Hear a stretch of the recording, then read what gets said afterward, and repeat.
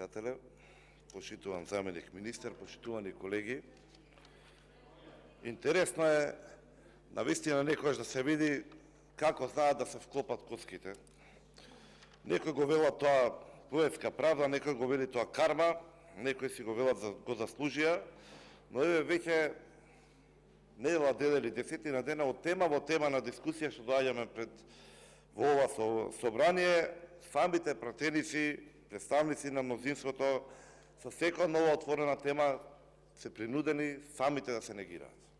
Да си ги побиваат зборовите, да си ги поништуваат тезите, што само пред неколку месеци беа уверени во истите. Тоа не е случајно, туку самата влада ги приморува на тоа. Нека седат и овие, можеби ќе се видат, можеби нема да имам потреба уопште да зборам за нив. Самите графикони си кажуваат во каква состојба се наоѓаме. Денес дискутираме за нов заем од 25 милиони евра за модернизација и ревитализација на хидроелектраните и генерално постојат работи кои што се неспорни, за кои што се има конзистентен став, консензус, за кои што сите сте уверени дека треба да се направат. Во која насока се движиме, што да се направи. Голем дел се од нив преточени во нашите програми, на сите партии. Дел имаме разлики. Она што збориме денеска е во првиот дел, кај што би требало да имаме заеднички јазик сите. Што е спорното? И зошто ниту еден од нашите колеги денеска тоа не го изнесе? Значи, овој заем се зема за третата фаза. Преходно имало планирање, се согледале потребите. Некој направил проекти, некој аплицирал, некој отпошал со изведба на овој процес на модернизација и ревитализација. Имало тек на активности, запазени рокови, некоја динамика на реализација, која што исто така била запазена. И имало резултати. Сетете се на сите оние жолчни дискусии кога ги имавме за производството на електрична енергија. Да знаете што говориме. И сега доаѓаме до трета фаза. Што е проблемот? Зошто е недовербата, сомнежот, резервата, како сакате кажете го? И од јавноста, и од опозицијата, и од стручната фела. Кога станува збор за проекти што ги предлага СДСМ. Бејќи прво и основно, ако се нешто докаже дека не работат и не се исполнителни. Првата резерва е дека и оваа трета фаза, што сега е пред нас, да имаме сериозна резерва дека воопшто ќе ја реализираат. Бидејќи имаат на крајот на краиштата уште само неколку месеци, 8 или 9 во најдобар случај. Втората работа, во ниту едно излагање, па ниту кога ли беше презентиран предлог законот, не чувме образложение зошто сега, а не во 2020 како што први што било планирано, како што таа динамика течела.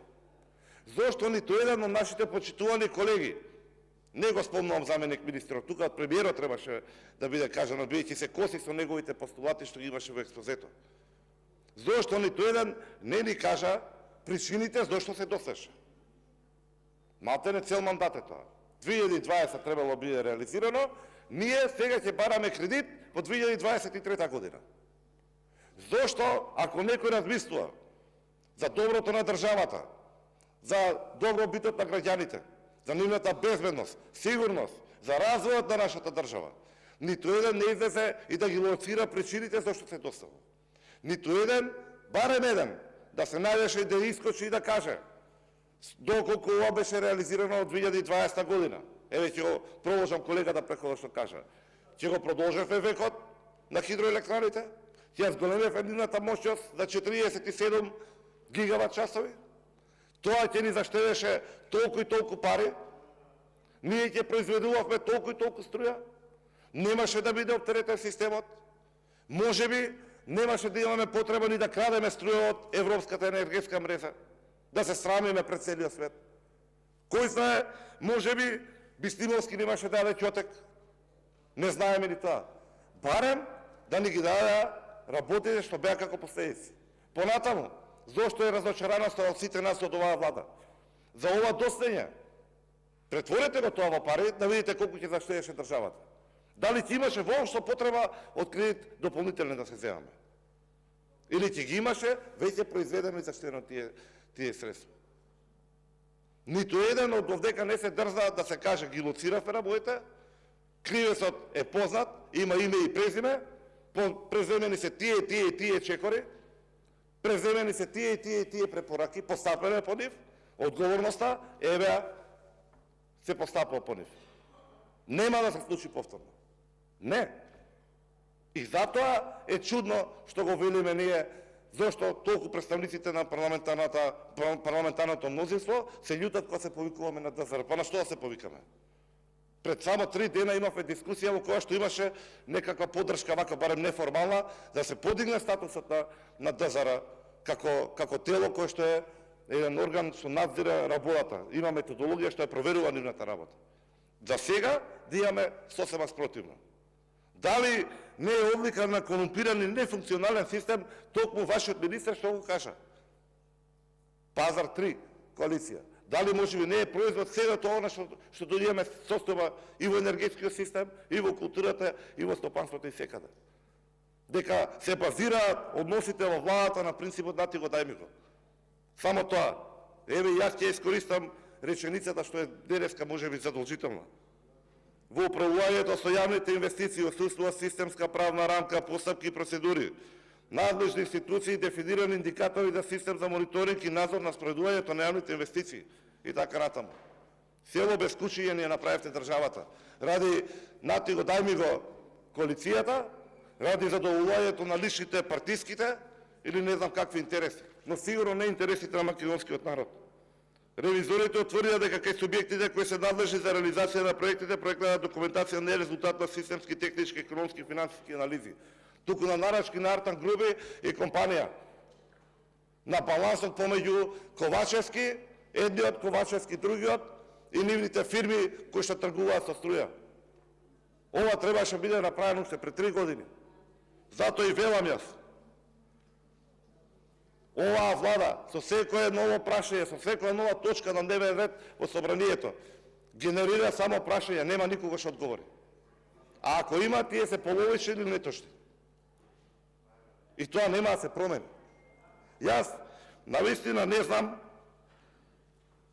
за овие неколку месеци дали ќе ја видиме модернизацијата и реализацијата на овој проект. Ќе го поддржиме ние кредитот во секој случај. Треба да се направи. Но најверојатно нема да видиме реализацијата. Не знам дали од оваа влада во овие неколку месеци ќе имаме одговор на многуте прашања, што се множат секој ден уште повеќе и повеќе. Најверојатно и за тоа ќе немаме потврдно решение или одговор. Но затоа знам дека за неколку месеци следува нов процес, надеж и обнова на Македонија. Знам дека на оваа корумпирана власт и следи катастрофален пораст на следните избори. Знам дека ќе се одговара за секоја една штета, за секој еден денар проневерен во оваа држава. Знам дека следната влада ќе биде предводена од ВМРО-ДПМН. Не знам кои ќе бидат коалиционите партнери, но знам дека во таа влада ќе нема место за Артан Груби и неговите криминогени потрчковци и ајутанти. Ви благодарам. Реплика Марија Костадинова.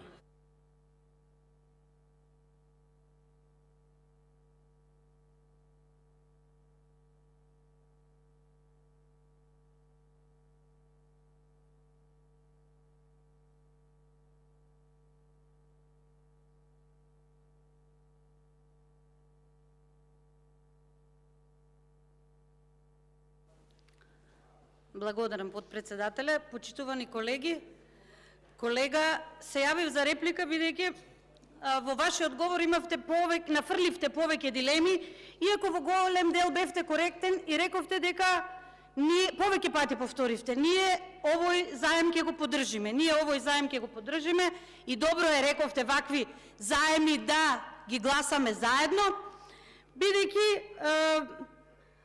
ова се проекти кои ќе ги подобрат условите заемите се користат во интерес на граѓаните, тоа го нагласивте, но како опозиција нормално е да користите, да нападнете и влада, да нападнете и министерства.